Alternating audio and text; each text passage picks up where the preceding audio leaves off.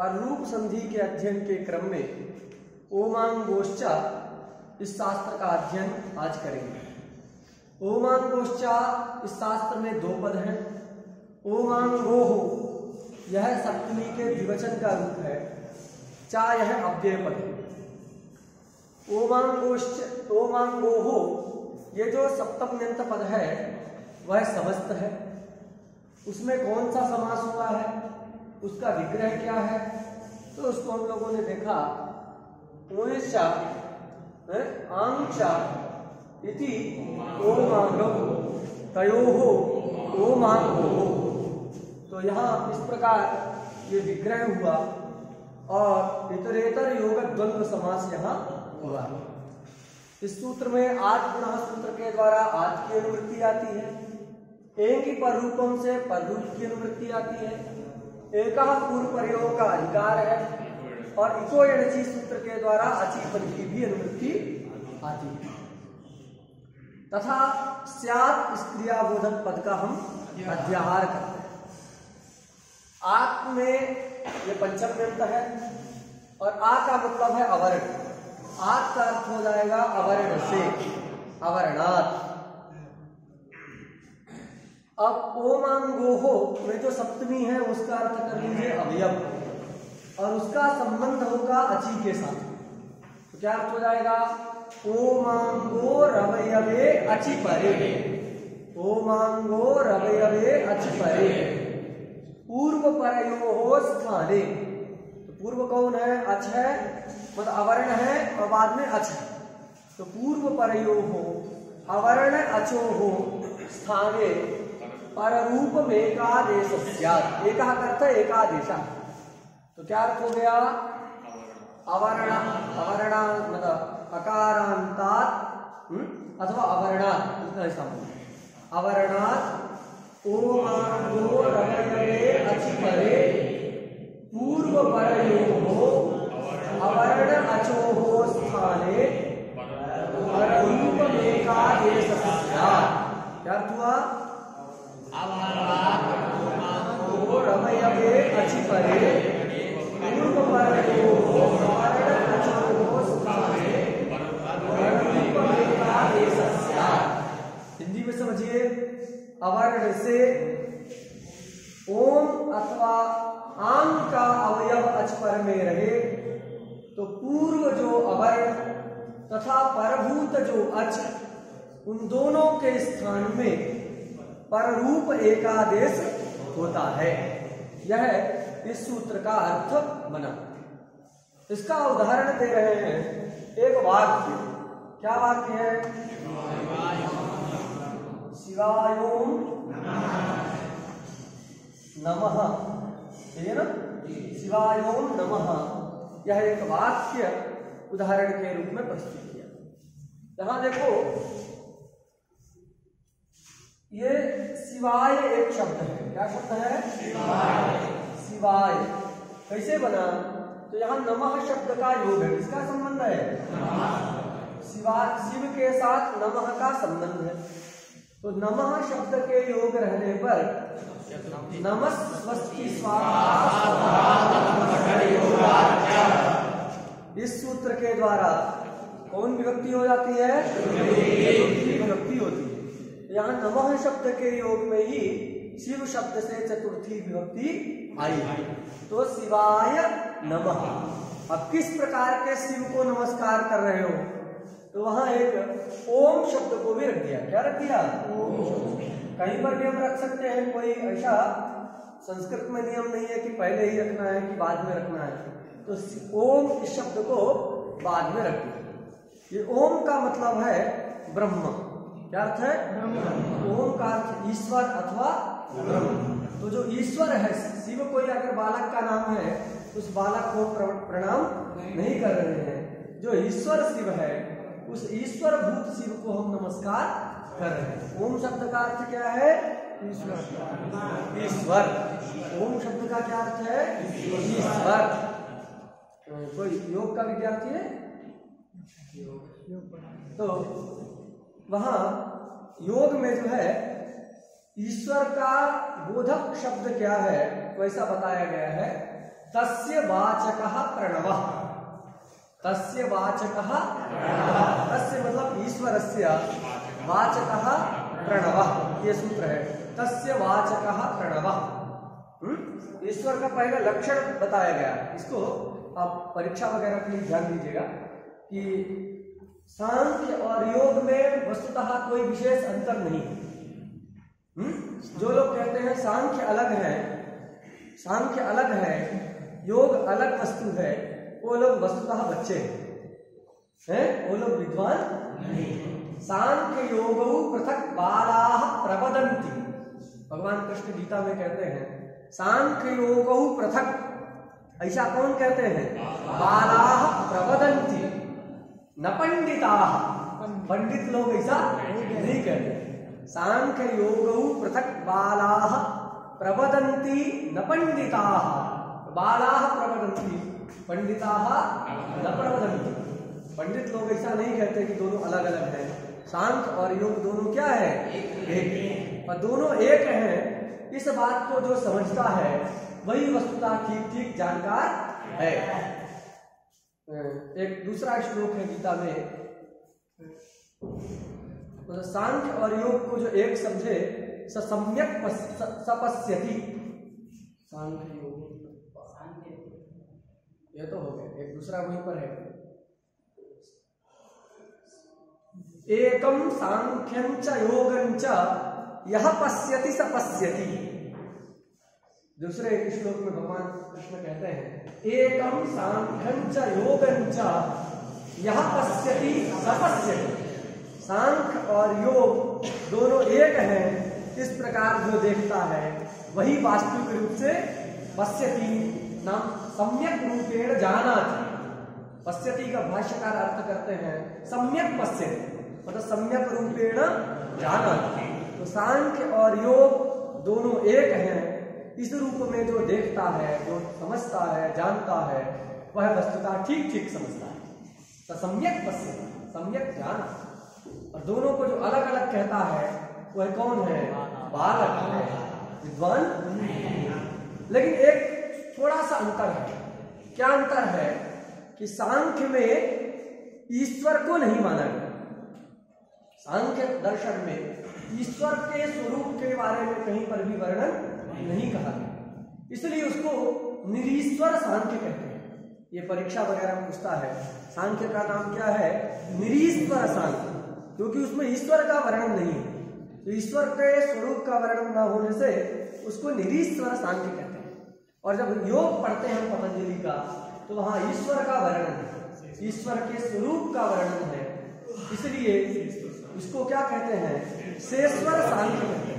तो जो सांख्य आप जानते हैं, सांख्य कारिका वाला सांख्य, तो वो क्या है? वह निरीश्वर सांख्य।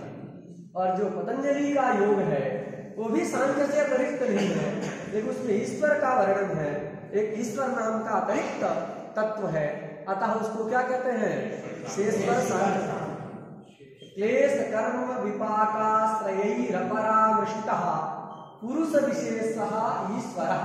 पतंजलि लिखते हैं ईश्वर किसको कहते हैं? तो ईश्वर का लक्षण उन्होंने योग सूत्र में लिखा, क्लेश कर्म विपाकाश्रयैरपरामृष्टः पुरुष विशेषः ईश्वरः।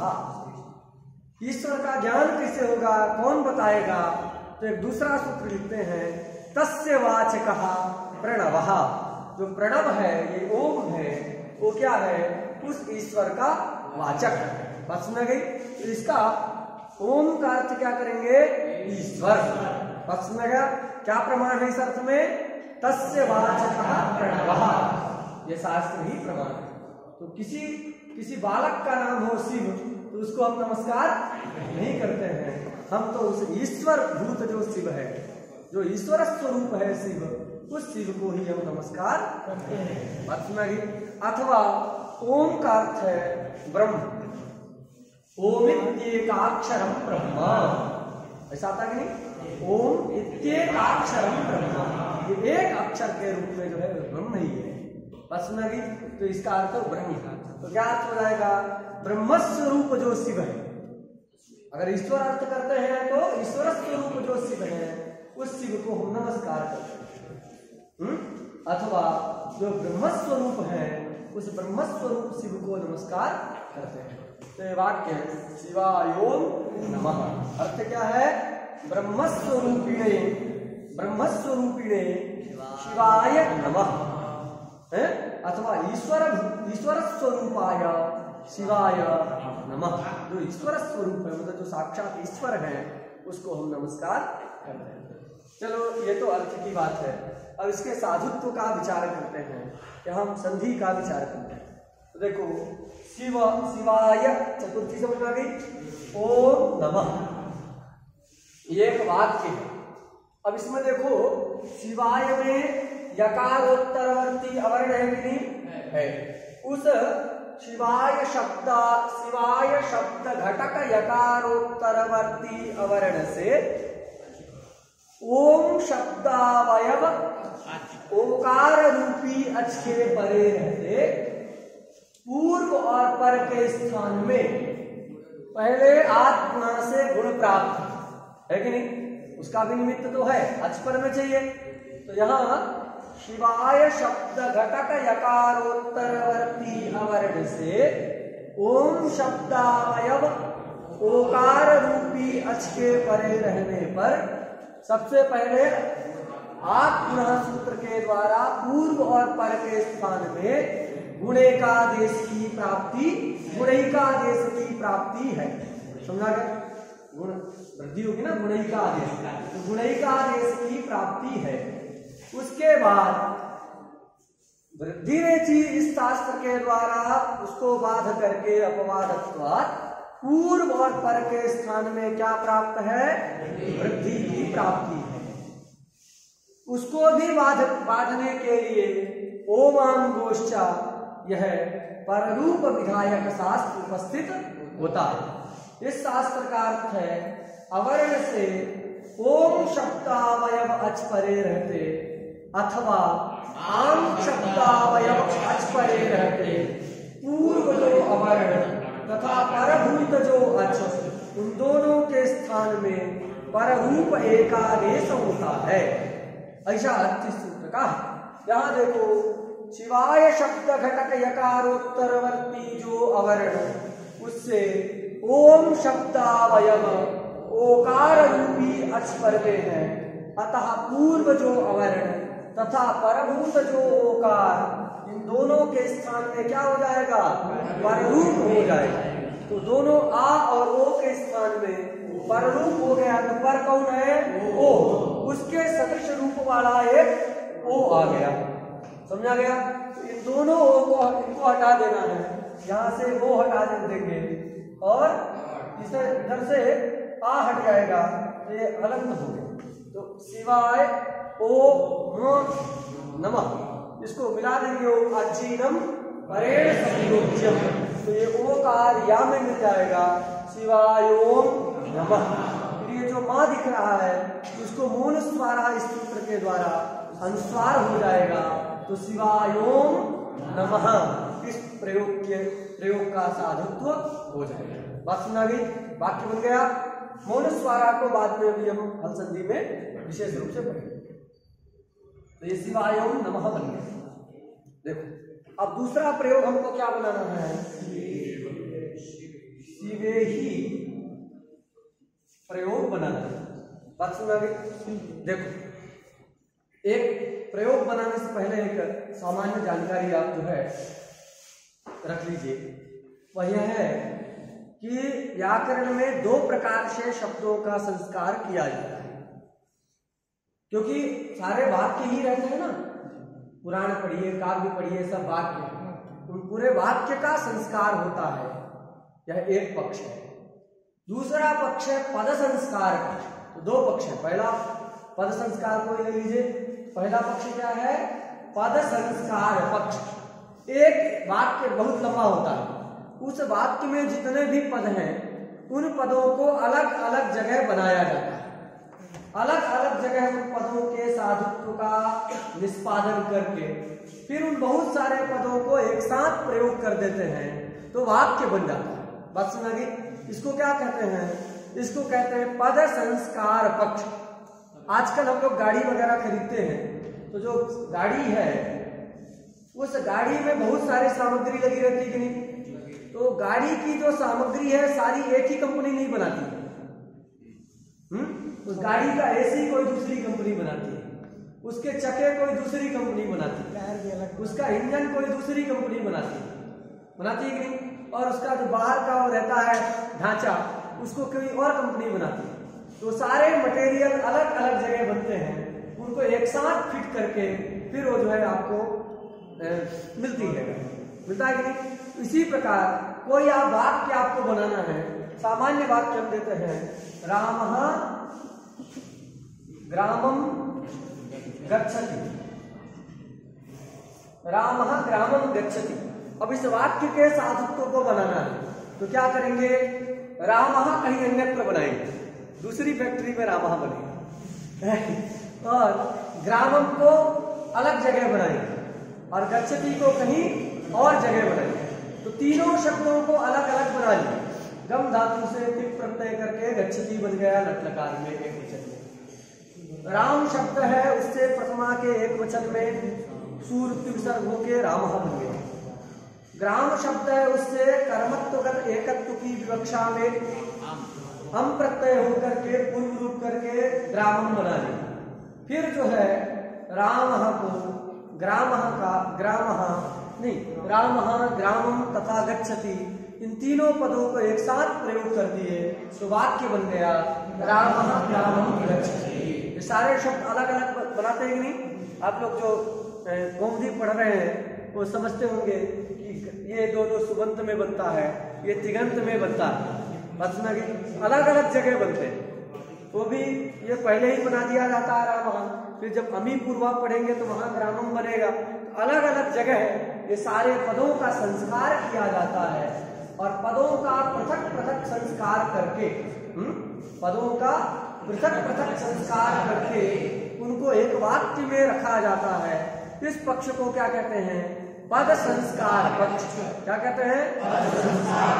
पद संस्कार किसको कहते हैं? यत्र यस्मिन् पक्षे पदानि पृथक पृथक संस्कृत्य एकस्मिन् वाक्ये प्रयुक्तानि भवन्ति स पक्षः पद संस्कार पक्ष। बात सुना गई? जिस पक्ष में पद अलग अलग संस्कृत होकर के अपने स्वरूप के प्राप्त करके एक वाक्य में प्रयोग किए जाते हैं उसको क्या कहते हैं? पद संस्कार पक्ष। एक दूसरा पक्ष है वाक्य संस्कार पक्ष। कौन सा पक्ष है? वाक्य संस्कार पक्ष में क्या होता है? सारी सामग्री अलग अलग जगह नहीं बनती है, सब एक ही जगह बनती है। तो पूरे वाक्य का संस्कार करना है तो हम यहीं पर क्या करेंगे? राम, ग्राम और गम। गमद्री है, इंद्री की संज्ञा होकर गम। राम ग्राम गम ये स्थिति है। अब एक साथ ये पूरे को एक वाक्य में ही अलग अलग जगह नहीं बनाना, एक जगह ही इनका साधुत्व करना है। राम से सु लाएंगे, इधर जो है हम लाएंगे, इधर जो है टी लाएंगे। इस प्रकार एक साथ ही पूरे वाक्य के साधुत्व का विधान किया जाता है। इस पक्ष को क्या कहते हैं? वाक्य संस्कार पक्ष। वाक्य को ही संस्कारित जहां किया जाए उसको वाक्य संस्कार पक्ष कहते हैं। जहां पदों का पृथक पृथक संस्कार करके उन पदों का एक वाक्य में प्रयोग किया जाए उस पक्ष को क्या कहते हैं? पद संस्कार पक्ष। बात सुना गई? अब देखो ये सीधे ही उदाहरण है, तो किस पक्ष में आप बनाएंगे? तो पद संस्कार पक्ष में हम पहले बना करके देखते हैं। समझा गया? पहले क्या करते हैं? पद संस्कार पक्ष में सीधे ही को बनाते हैं। तो पद संस्कार पक्ष क्या है कि आंग उपसर्ग पूर्वक इणगतौ धातु है कि नहीं? आंग उपसर्ग पूर्वक इणगतौ धातु। आंग में गा की संज्ञा होकर लोप हो जाता है और ऋणांगी भी संज्ञा होकर के लोप हो जाता है। बचता क्या है? आ ई। अब इससे लोट लकार ला लीजिए, लोट चार सूत्र के द्वारा लोट लकार लाए। लोट, इस लोट में ककार ओकार की संज्ञा वगैरह कर देंगे, उन दोनों का लोप हो जाएगा, बचेगा ला।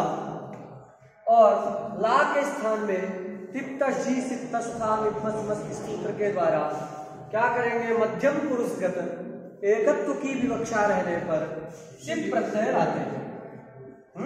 सिप प्रत्यय आया, सिप के स्थान में शेर या बिच्चा तो क्या हो जाता है, इसके स्थान में ही आदेश, तो क्या स्थिति हो गई, आ ई हो गया कि आ ई।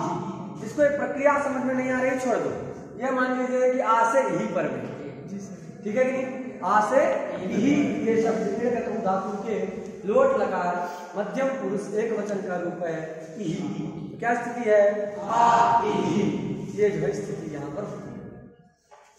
अब आ ही इस अवस्था में आ पुनः सूत्र के द्वारा गुण हो जाएगा, तो क्या हो जाएगा, ए ही, और किसी की प्राप्ति है नहीं, ए ही। तो पद संस्कार पक्ष में ए ही पद एक हम स्वतंत्र बना लिए, क्या कर लिए, ए ही पद को स्वतंत्र रूप से हम लोगों ने बना लिया। तो पद संस्कार पक्ष है, सारे पद अलग अलग बनते हैं। फिर एक दूसरा पद है शिव। शिव जब ए ही बन गया, उस ए ही शब्द के साथ क्या करते हैं, शिव का हम संबंध करते हैं। तो क्या स्थिति होती है,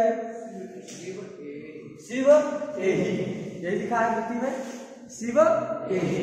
तो शिव ए ही ये स्थिति होती है। अब शिव ए ही इस अवस्था में देखो क्या करना है, तो सबसे पहले यहाँ आज गुणा से गुण की प्राप्ति है, उसको बाध करके अपवादत्वात् वृद्धि रेचि सूत्र के द्वारा अवर्ण और एवर्ण के स्थान में वृद्धि प्राप्त है। उस वृद्धि को बाध करके ओमांगोश्चा इस शास्त्र के द्वारा हमको क्या करना है, पररूप करना है। किंतु वह पररूप हो नहीं सकता। क्यों नहीं हो सकता, क्योंकि पररूप क्या कहता है कि अवर्ण से, ये पररूप विधायक शास्त्र क्या कहता है, अवर्ण से ओम शब्दावयव अवर्ण के परे रहते, अच के परे रहते, अथवा आंग शब्दावयव अच के परे रहते पूर्व पर के स्थान में पररूप एक आदेश होता है। ऐसा है। यहां देखो ये जो ए दिख रहा है वह ना तो ओम शब्दावयव अच है, ना ही आंग शब्दावयव अच है। तो आंग पर में न मिलने के कारण यहाँ पर ओमांगोश्चा इस शास्त्र के द्वारा पररूप की सिद्धि नहीं हो पाएगी। करना है कि नहीं, तो कार्य हो नहीं पा रहा है। इसके लिए क्यों, क्योंकि वहां अभी ए हो चुका है, तो पररूप नहीं हो पाएगा। पररूप नहीं हो पा रहा है, उसके लिए एक सूत्र आ रहा है, कौन, अंतादिवच्चा। क्या शास्त्र आया, अंतादिवच्चा, ये एक सूत्र आता है। इसका अर्थ आप लिख लीजिए,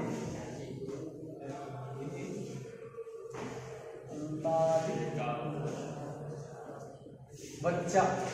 ये क्यों आ रहा है, इसकी क्योंता समझना ही, यहाँ पररूप करना, लेकिन अभी तो गुण के द्वारा आंग का अपहार हो चुका है, आंग है नहीं, तो फिर कैसे पररूप किया जाए।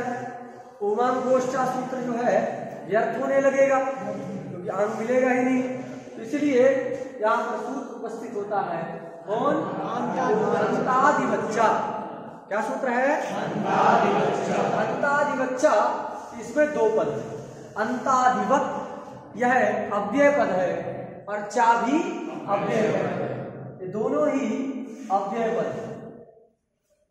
अंतादिवत ये तद्धितांत है, वतित प्रत्यांत जो होता है उसकी तद्धितश्चा सर्व विभक्ति इस सूत्र के द्वारा कौन संज्ञा हो जाती है, अव्यय संज्ञा। ये तद्धित प्रत्यांत जो शब्द होते हैं ना, यत्र तत्र कुत्र, कुतः पितः इदानीं अधुना, ये सब तद्धित प्रत्यांत। इन सब की जो है तद्धितश्चा सर्व विभक्ति ही इस सूत्र के द्वारा अव्यय संज्ञा होती है। तो यहाँ पर भी जैसे ब्राह्मण व क्षत्रिय वत इत्यादि में वतित प्रत्यांत शब्द की तद्धितश्चा सर्व विभक्ति इस शास्त्र के द्वारा सिद्धांततः अव्यय संज्ञा होती है। वैसे यहाँ पर भी अंतादिवत में क्या हो गया है, वतित प्रत्यांत होने से इसकी अव्यय संज्ञा हो जाती है। तो ये अंतादिवत भी अव्यय पद है, चा भी अव्यय है। इसके विशेष सूत्रार्थ का अभी एक सूत्रार्थ लिख लीजिए, बाकी विचार हम बाद में करेंगे प्रयोग बनाने के बाद। सूत्रार्थ क्या है इसको सब लोग लिख करके बढ़िया से दर्ज कर लीजिएगा।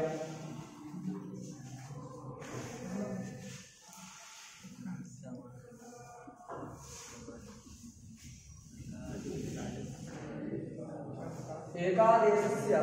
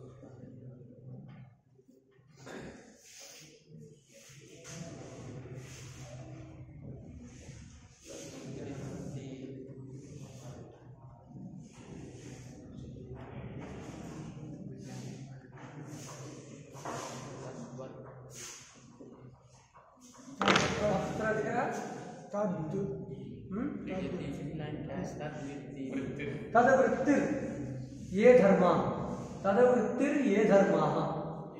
ये सुन करके जिसको न दिख रहा हो तो बढ़िया से लिखिएगा। एकादेशस्य यह पूर्वस्थानी यश्च परस्थानी तदघटितो यह समुदायः अथवा तदघटितः यह समुदायः तदवृत्तिर ये धर्माः ते कृतैकादेश विशिष्टेपि अतिदिश्यन्ते। यहाँ अपि भी लगाइए, विशिष्टेपि कृतैकादेश विशिष्टेपि अतिदिश्यन्ते। एकादेशस्य यः पूर्वस्थानी यश्च परस्थानी तदघटितः यः समुदायः तदवृत्तिर ये धर्माः ते कृतैकादेश विशिष्टेपि अतिदिश्यन्ते। क्या इसका अगर कैसे निकलता है इसकी चर्चा हम बाद में करेंगे, लेकिन अभी ये इसका सिद्धांतभूत अर्थ है। इसका मतलब क्या है तो देखो, जहां कहीं भी हम एकादेश करते हैं उसका दो स्थानी होता है, एक पूर्व स्थानी और एक परस्थानी। तो कहते हैं एकादेश का जो पूर्व स्थानी अथवा परस्थानी तदघटितः यह समुदाय, उस पूर्व स्थानी से घटित मिला हुआ जो समुदाय अथवा तत् से दोनों दो में से किसी एक को लेना है। तो तदघटितः मतलब परस्थानी से घटित जो समुदाय, उस समुदाय में रहने वाला, वृत्ति मतलब रहने वाला, तदवृत्ति ये धर्म, उस समुदाय में रहने वाले जो धर्म, वो धर्म एकादेश विशिष्ट में कृतैकादेश, जहाँ एकादेश हो चुका है उस एकादेश विशिष्ट में भी अतिदिश्यन्ते, वो सब आदेश कर दिए जाते हैं, आरोपित कर दिए जाते हैं। अर्थ समझा गया? एकादेश का जो पूर्वस्थानी अथवा एकादेश का जो परस्थानी, उन पूर्व अथवा परस्थानी से घटित जो समुदाय, उस समुदाय में रहने वाले जो धर्म, उन धर्मों का एकादेश विशिष्ट में आरोप कर दिया जाता है, मतलब उनको ले आया जाता है। अब यहाँ देखो, ये यही में एकादेश हुआ है कि नहीं? कौन एकादेश हुआ है? गुण रूपी एकादेश हुआ है। कौन सा एकादेश हुआ है? गुण रूपी एकादेश हुआ है, एकाद हुआ है कि नहीं? उस एकार का पूर्व स्थानीय क्या है? आंग, है कि नहीं? उस आंग से घटित समुदाय क्या है? व्यपदेशीवत भावेन आ, उससे घटित वही है ना। अथवा देखो समझने के लिए यहाँ लाना नहीं है, लेकिन हम इसको बता रहे हैं। तो देखो एकादेश हो गया एकार, यहाँ पर ए ही में आ और ई के स्थान में आया है ए, तो यह एकादेश हो गया। इस एकार रूपी एकादेश का परस्थानी क्या है? ई। उस ई से घटित समुदाय क्या है? ई समुदाय। उस ई समुदाय में रहने वाला जो धर्म होगा वो धर्म किसमें आ जाएगा? एकार में आ जाएगा। बात सुना गई? हमको एकार में लाना नहीं है उसका धर्म, हमको आ का धर्म लेके जाना है। तो यहाँ देखो एकादेश कौन है? एकार, उसका पूर्वस्थानी आ, उससे घटित समुदाय व्यपदेशीवत भाव से आ, कहते ना व्यपदेशीवत भाव से स्वयं के आदि अंत कहीं भी रह सकता है।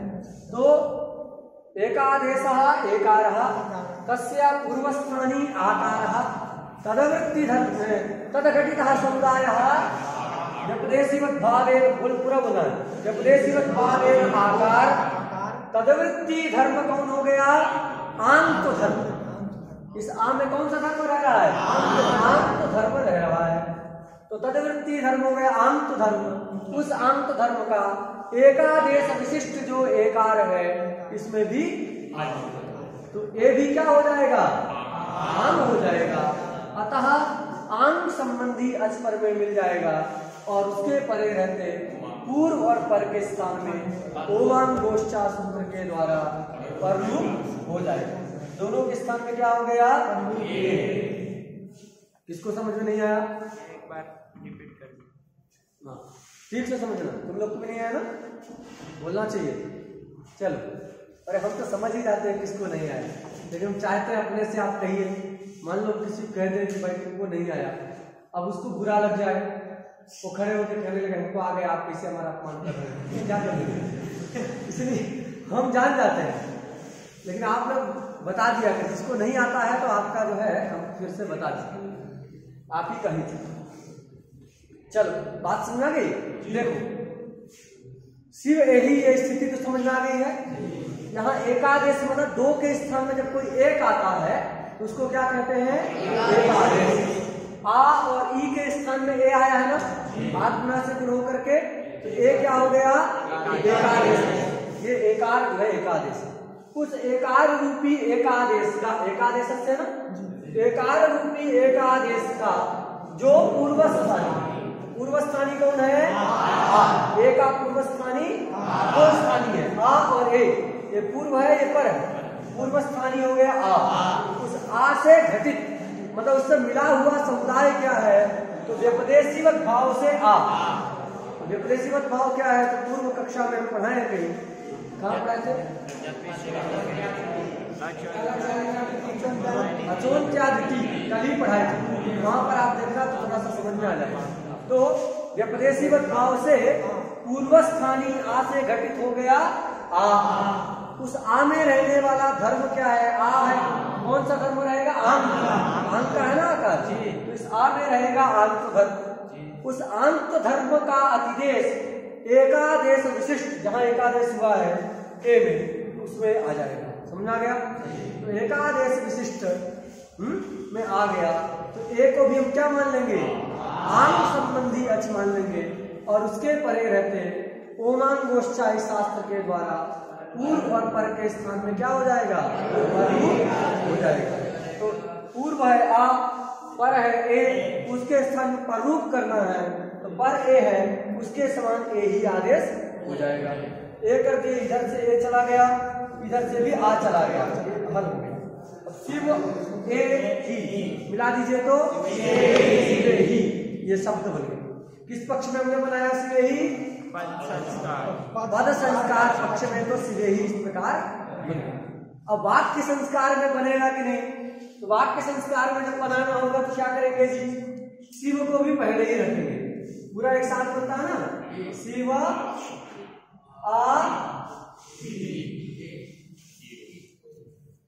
शिव आ ही। ये कौन सा पक्ष चल रहा है? इधर हमने संस्कार, पद संस्कार ये पक्ष, ठीक है, पद संस्कार। और इधर जो है वाक्य संस्कार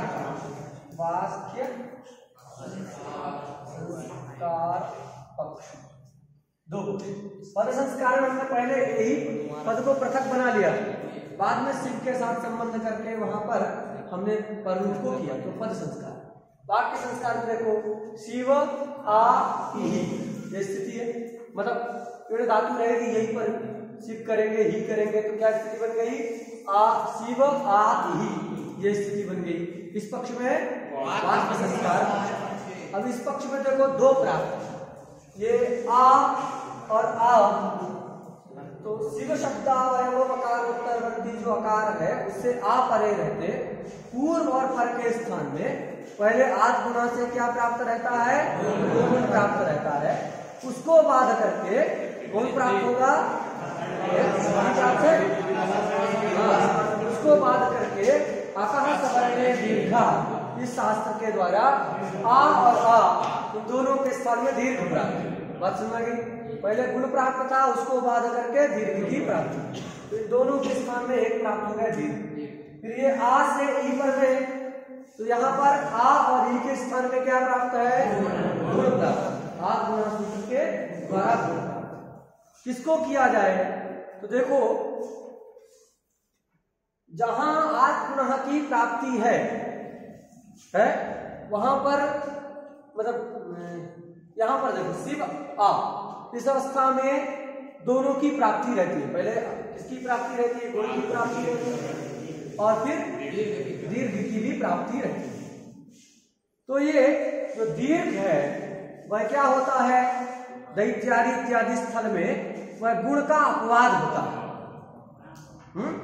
दैत्यादि इत्यादि स्थल में गुण का अपवाद है, अकः सवर्णे दीर्घा से होने वाला दीर्घ है कि, तो ये दीर्घ अपवाद हो गया, तो यहाँ गुण प्राप्त है, यहाँ दीर्घ प्राप्त है, दोनों में से कौन हो, तो अपवाद जो बलवान होता है कि नहीं, तो कौन हो जाएगा, पहले क्या हो जाएगा, दीर्घ हो जाएगा कि नहीं, होता नहीं है, मान लो हो गया, क्या बन गया, शिवा, और इसके बाद आद गुणा से गुण कर देंगे, हो जाएगा कि नहीं, क्या रूप बन जाएगा, शिवे ही प्रयोग। अब बताओ ओमांग गोष्ठा सूत्र में आंग रखने की जरूरत है, नहीं। ऐसा कुछ लोग कहते हैं कि वाक्य संस्कार पक्ष में हम शिवे ही बनाएंगे, और वाक्य संस्कार पक्ष में तो ठीक है, आंग की भी जरूरत है, उसका भी सार्थक है, लेकिन जो वाक्य संस्कार पक्ष में शिवे ही प्रयोग को बनाएंगे तो शिव आ ही ये स्थिति रहेगी। इस स्थिति में ठीक से समझिएगा, आ और आ के स्थान में गुण प्राप्त है, उसको बाध करके आकाश सवर्णे दीर्घा से दीर्घ प्राप्त, आ और ई के स्थान में गुण प्राप्त, तो सिद्धांतः दो प्राप्त हुए, कौन कौन, आ और आ के स्थान में दीर्घ प्राप्त है, और आ और ई के स्थान में गुण प्राप्त। दोनों में से पहले कौन किया जाए, तो आकाश सवर्णे सूत्र के द्वारा होने वाला जो दीर्घ है वह दीर्घ क्या है, गुण का अपवाद, अपवाद बलवान होता है, तो बलवान होगा तो दुर्बल को रोक देता है ना। अब टिकट लेने जाइए जनरल का, गांव में रहता है, छोटा सा काउंटर रहता है, अब उसमें जो बलवान होता है धक्का का देकर के पहले ले लेता है, होता है कि नहीं, तो जो बलवान होता है वो दुर्बल को साइड करता है कि नहीं। तो यहाँ पर भी गुण प्राप्त, यहाँ दीर्घ प्राप्त है, इधर गुण प्राप्त, दोनों में से बलवान कौन है, दीर्घ, क्योंकि वो अपवाद है, अपवाद बलवान है, तो पहले क्या हो जाएगा जी, पहले वही हो जाएगा, दुर्बल वाला बाद में टिकट लेगा ना, तो पहले जो है दीर्घ हो गया, दीर्घ हो गया तो क्या बन गया, शिवा, फिर ही, इसके बाद गुण कर देंगे, गुण कर देंगे तो क्या बन जाएगा, शिवे ही, ऐसा प्रयोग बन जाएगा। उसके लिए ओमांग गोष्ठा सूत्र में आंग रखने की जरूरत नहीं है, ये वाक्य संस्कार पक्ष में इसका साधुत्व हो गया।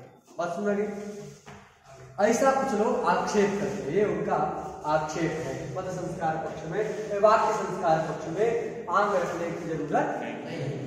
बात सुनिए, ये आक्षेप हुआ, उसका समाधान हमको करना है। क्या समाधान करना है कि नहीं, वाक्य संस्कार पक्ष में भी बिना ओम गोष्ठा सूत्र के द्वारा क्या नहीं होगा, शिवे ही प्रयोग नहीं होगा। क्यों? अगर इस रीति से बना लिया जाए, जो ये रीति दिखाया पूर्व पक्षी ने, इस रीति से शिवे ही बना लिया जाए तो सूत्र में आंग रखना व्यर्थ हो जाएगी। लेकिन भाष्यकार क्या कहते हैं कि पाणिनीय व्याकरण में एक विसर्ग भी, एक बिंदु भी व्यर्थ नहीं है, कोई भी वर्ण व्यर्थ नहीं है। इतना बड़ा आंग कैसे व्यर्थ हो सकता है? हो सकता है? प्रमाणभूत आचार्यो दर्भ पवित्र पाणी सुचा ववकाशे प्रांगविष्या महता प्रयत्नेन सूत्राणि प्रणयति स्म तत्र वर्णेनाप्यनर्थकेन भवितुं किं पुनरीयता सूत्रेण। एक वर्ण भी अनर्थक नहीं हो सकता कि इतना बड़ा आंग कैसे व्यर्थ हो जाए। तो ये आंग का सार्थक्य हमको सोचना पड़ेगा। वो आंग ग्रहण क्या हुआ? व्यर्थ। इस रीति से अगर बना दिया जाए तो आंग ग्रहण क्या हो जाता है? आंग ग्रहण व्यर्थ होता है, और जो व्यर्थ होता है तो किसी न किसी नियम को ज्ञापित करता है। तो आंग ग्रहण व्यर्थ हुआ, व्यर्थ होकर के क्या ज्ञापन करता है?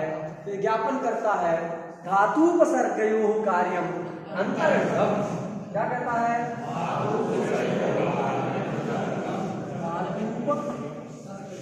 सर्गयोः कार्यम अंतरंगम। हो गया कि नहीं? क्या ज्ञापन किया? धातुपसर्ग। ये अर्थ हटाने कभी रहने दे, चलो रहने देते हैं। अच्छा तो धातु अच्छा तो क्या नियम समझना है कि कैसे ज्ञापित किया? क्योंकि अगर इसे रीति से बना लिया जाए तब तो आंग ग्रहण व्यर्थ ही होने लगेगा। वो व्यर्थ हुआ, और व्यर्थ होकर के क्या ज्ञापन किया? धातु उपसर्ग अंतरंग। धातु और उपसर्ग के बीच में होने वाला जो कार्य है वह कार्य क्या कहलाता है? अंतरंग कहलाता है। तो यहाँ देखो, आंग ये उपसर्ग है और यही ये धातु का रूप है। तो इन दोनों के बीच में जो गुण प्राप्त है तो गुण क्या हो गया? अंतरंग हो गया। तथा आ और आ के बीच में जो दीर्घ प्राप्त है वह क्या हो गया? बहिरंग हो गया। बस ये अंतरंग है, और मतलब गुण क्या हो गया? अंतरंग हो गया, और दीर्घ क्या हो गया? बहिरंग हो गया। बस बहिरंग हो गया तो क्या करेगा? एक परिभाषा हम लोग पढ़े हैं, असिद्धम बहिरंगम अंतरंगे। क्या परिभाषा है? असिद्धम बहिरंगम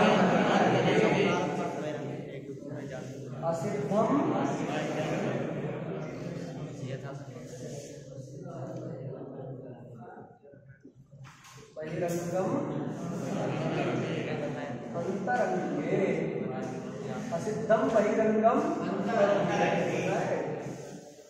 अंतरंगे। ठीक है?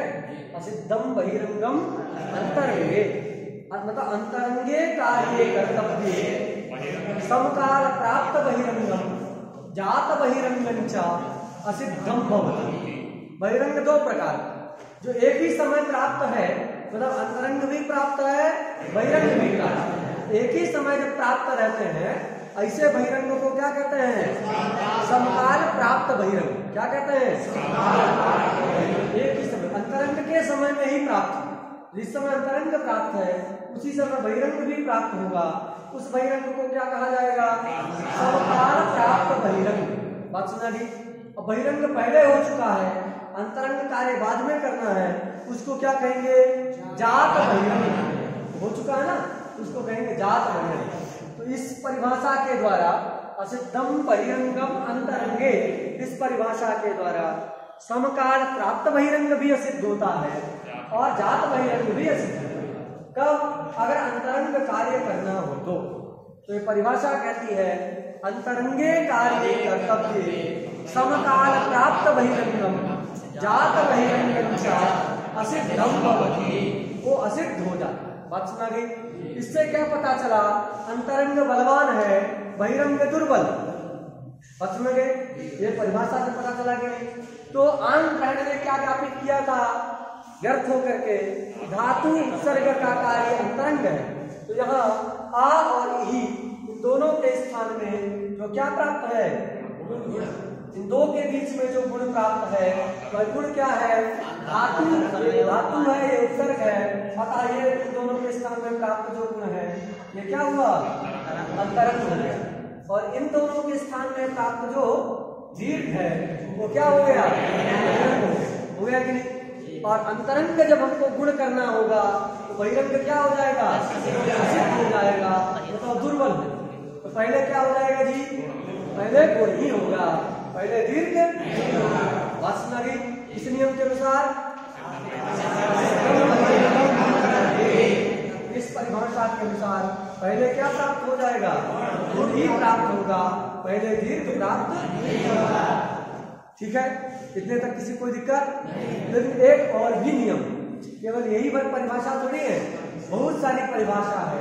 एक दूसरी परिभाषा कहती है कि अंतरंग से भी बलवान कौन होता है? अपवाद। देखो कौन बलवान है कौन दुर्बल है, उसके लिए एक परिभाषा है। क्या परिभाषा है? पूर्व की अपेक्षा पर बलवान। पहले अर्थ समझ लो। पूर्व की अपेक्षा पर बलवान, पर की अपेक्षा नित्य बलवान, नित्य की अपेक्षा अंतरंग बलवान, और पूर्व पर नित्य अंतरंग इन सबकी अपेक्षा कौन बलवान है? अपवाद बलवान। तो एक परिभाषा है, इसको याद कर लीजिएगा। पूर्व पर नित्य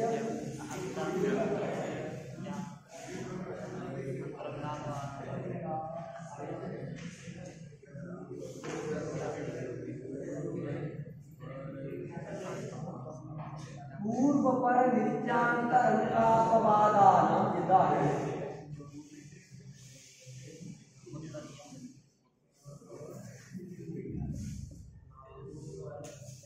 उत्तरोत्तरम बलीयः।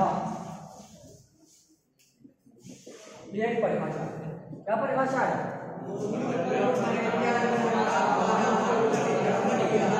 पूर्व की अपेक्षा ये सब बलवान। समझा गया? पूर्व और पर की अपेक्षा नित्य अंतरंग अपवाद ये सब बलवान। पूर्व पर और नित्य की अपेक्षा अंतरंग और अपवाद बलवान। पूर्व पर नित्य अंतरंग की अपेक्षा अपवाद बलवान। तो सबसे बलवान कौन हुआ?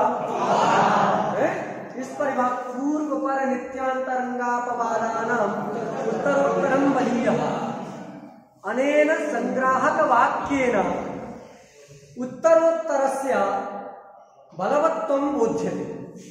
अस्मिन् संग्राहक वाक्ये सर्वापेक्षया उत्तरत्वेन पठितः अपवादः, अतः तस्य सर्वापेक्षया उत्तरत्वात् सर्वापेक्षया बलवत्वं प्रतीयते। मतलब सबसे उत्तर में है तो सबसे बलवान है कि नहीं? पूर्व की अपेक्षा सब बार सब बलवान होते हैं, तो यहाँ अपवाद सबसे अंतिम में है, तो अपवाद जो है पूर्व पर नित्य अंतरंग सबकी अपेक्षा बलवान होते हैं। तो अभी सिद्धांती क्या कह रहा था? पहले पूर्व पक्षी ने आक्षेप किया कि शिव आ ही, इस अवस्था में आ और आ के स्थान में दीर्घ प्राप्त है, गुण को बाध करके आ और ई के स्थान में गुण प्राप्त है। गुण क्या है? गुण का बाधक है दीर्घ, है कि नहीं? अपवाद है, इसलिए गुण को बाध करके क्या हो जाएगा? पहले दीर्घ हो जाएगा तो शिवा बन जाएगा, फिर यही परे रहते गुण होकर के शिवे ही बन जाएगा। आंग ग्रहण करने की आवश्यकता नहीं है, ऐसा पूर्व पक्षी ने कहा। उसके लिए सिद्धांती ने कहा हमारे यहाँ कुछ व्यर्थ नहीं हो सकता है, वो आंग ग्रहण ही व्यर्थ अगर होगा तो ज्ञापन करेगा। क्या ज्ञापन करेगा? अंतरंगम।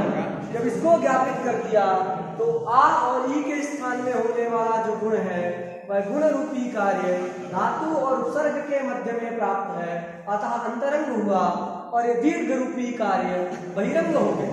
बात सुना गई? अब अंतरंग होने से क्या होगा? तो कहे अंतरंग जो है बहिरंग की अपेक्षा बलवान होता है। कैसे पता चला? असिद्धम बहिरंगम अंतरंगे, इस परिभाषा से पता चला। तो अंतरंग कौन है? गुण। धातु उपसर्ग का कार्य होने से गुण अंतरंग है, दीर्घ बहिरंग है। बहिरंग को रोक के पहले क्या हो जाएगा? अंतरंग हो जाएगा। अंतरंग हो गया तो गुण हो गया। गुण हो जाएगा तो क्या बन जाएगा? एही, शिव एही। अब गुण से काम नहीं चलेगा, सूत्र को बनाना पड़ेगा। इसके लिए पुनः पूर्व पक्षी आता है, कहता है आपको भर केवल नियम मालूम नहीं, हम भी नियम जानते हैं। क्या नियम जानते हैं? तो हमको नियम मालूम है, पूर्व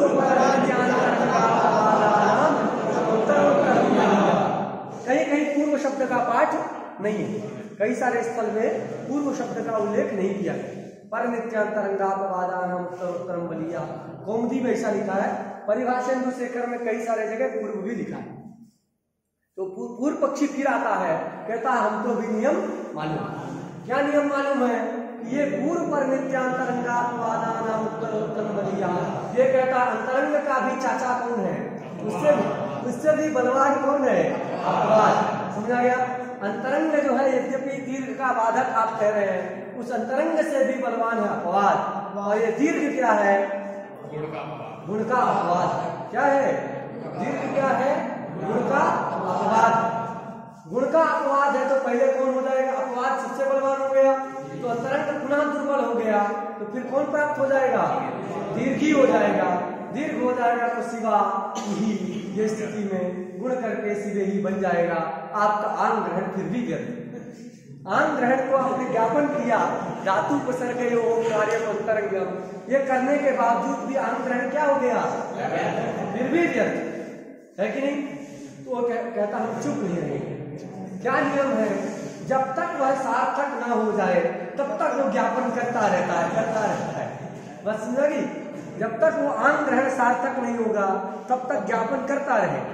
एक ज्ञापन किया धातु उपसर्ग कार्य अंतरंगम, ये करने पर उसका सार्थक्य नहीं हो पाया, फिर व्यर्थ है, फिर वो ज्ञापन करेगा। एक नया नियम ज्ञापन करेगा। क्या करेगा कि अपवाद यदि कहीं चरितार्थ हो गया हो तो अंतरंग से भी बाधित हो जाता है। यद्यपि अपवाद बलवान है, यद्यपि अपवाद सबकी अपेक्षा बलवान है, लेकिन अपवाद कहीं एक जगह भी लग चुका है, चरितार्थ हो चुका हो, तो वो अंतरंग भी किसके द्वारा बाधित हो जाता है? क्षंतव्या, अपवाद भी अंतरंग के द्वारा बाधित हो जाता है। समझ गया? इस नियम के अनुसार अंतरंग का बाधक कौन है? अपवाद बलवान। लेकिन अपवाद क्यों बलवान है? क्योंकि अपवाद निरवकाश होता है। निरवकाशो विधि, निरवकाशो विधि अपवाद। अपवाद है इसीलिए सबसे बलवान, मतलब निरवकाश होता है इसीलिए अपवाद सबकी अपेक्षा बलवान है। लेकिन अगर यह अपवाद कहीं एक जगह लग चुका हो, कहीं एक स्थल में लग गया हो, तो निरवकाश रहा, वो तो सावकाश हो गया। सावकाश हो गया तो फिर उसको जो है दुर्बल भी क्या कर देगा? बाध देगा। तो अपवाद यदि कहीं चरितार्थ हो गया हो तो अंतरंग के द्वारा भी उसका क्या हो जाता है? बाध हो जाता है। ऐसा हम ज्ञापन करेंगे किसके द्वारा? इसके द्वारा हम ज्ञापन करेंगे। पुनः अंग व्यर्थ हुआ ना, तो ज्ञापन क्या करेगा? ज्ञापन करता है, लिख लेना इसको। यदि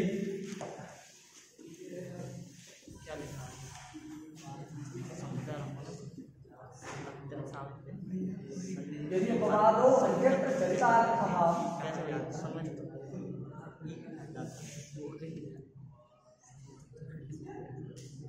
तर्हि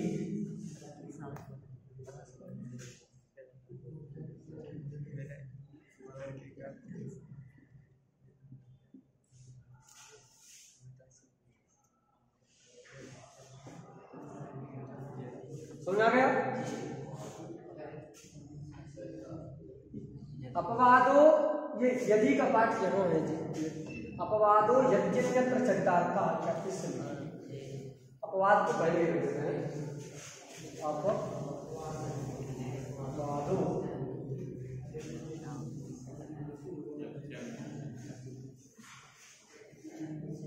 ठीक है। यज्ञन्यत्र चरितार्थ, यदि अन्यत्र, समझिए। अपवादो यज्ञन्यत्र चरितार्थः तर्हि अंतरंगेण बाधते।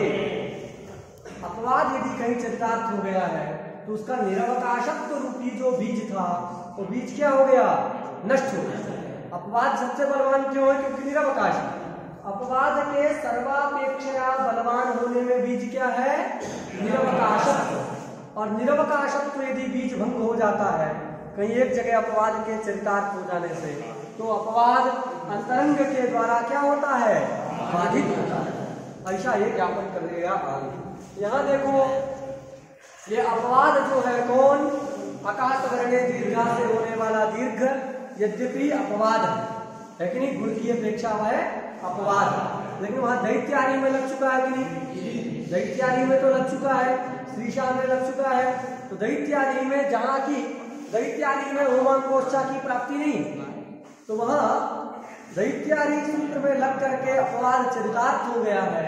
तो यहाँ पर अंतरंग जो गुण है उस गुण के द्वारा उस अपवाद का क्या हो जाएगा? बात सुना गई? उस गुण के द्वारा अंतरंग जो गुण है उस अंतरंग गुण के द्वारा अपवाद भूत जो दीर्घ है उस दीर्घ का क्या हो जाएगा? बाध हो जाएगा। पहले कौन होगा? अंतरंग गुण ही होगा। गुण होगा तो क्या कर दिए? और इधर शिव। बात सुना गई? शिव अब इस अवस्था में जो है आप गुण करेंगे तो ये शिव यही प्रयोग नहीं बन पाएगा। उसके लिए ओम आंगोष्ठा सूत्र में आंग ग्रहण चलता है। बात सुना गई? आंग ग्रहण करेंगे तो अंताज बच्चा शास्त्र के द्वारा यही पूर्वांतवत भाव से ए में आंत धर्म ले आएंगे। उस ए के परे रहते पूर्व और पर के स्थान में पर रूप ए आदेश होकर के शिवे ही प्रयोग का साधुत्व हो जाएगा। किसी को ऐसा है जो समझ में ना आया हो? सबको ठीक से आ गया? चल श्री गुरु चरण कमल।